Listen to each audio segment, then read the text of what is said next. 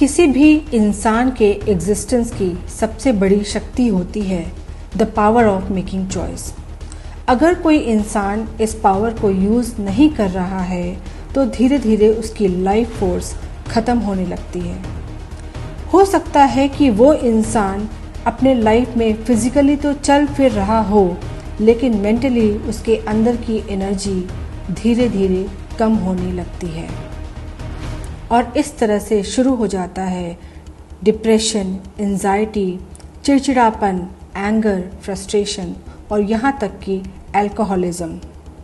Life में आप हर समय अलग अलग सिचुएशन से डील कर रहे होते हैं और उस सिचुएशन में जो भी आप एक्शन लेते हैं या तो वो कॉन्शियसली चोजन होता है या फिर आप एक्शन पे एक्शन ले रहे होते हैं, लेकिन वो सभी एक्शंस अनकॉन्शियसली लिए गए होते हैं।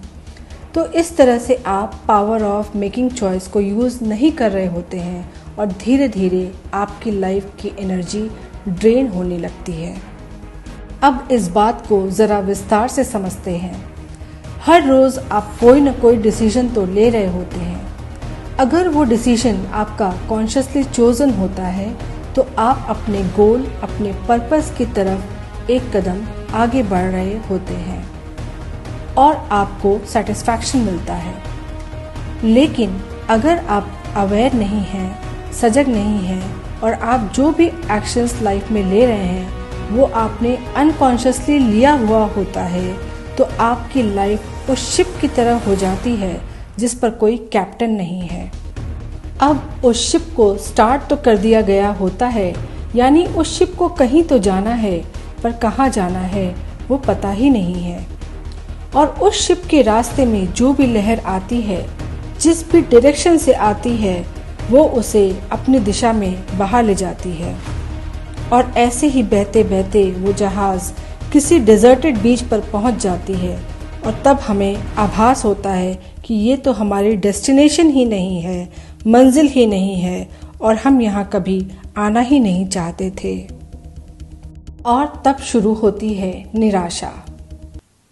लेकिन अगर हर सुबह उठकर आपने ये तय कर लिया है कि आज आपको कितना सफ़र तय करना है और किस दिशा में जाना है, तो आपने अपने पावर ऑफ चॉइस को अच्छी तरह यूज़ किया है।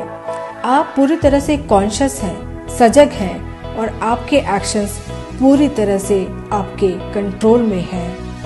तो पावर ऑफ मेकिंग चॉइस को एक्सरसाइज करने से यानी यूज करने से आपको मिलता है sense of confidence and self respect, sense of contentment and fulfilment, क्योंकि अब आप अपने गोल की तरफ आगे बढ़ रहे होते हैं और आपको अपने अंदर एक सेटिस्फैक्शन महसूस होता है। और मिलता है sense of ownership and responsibility, क्योंकि अब लाइफ की स्टीयरिंग व्हील आपके हाथों में है और अब यहाँ से ही आपका ट्रू कैरेक्टर शेप होने लगता है।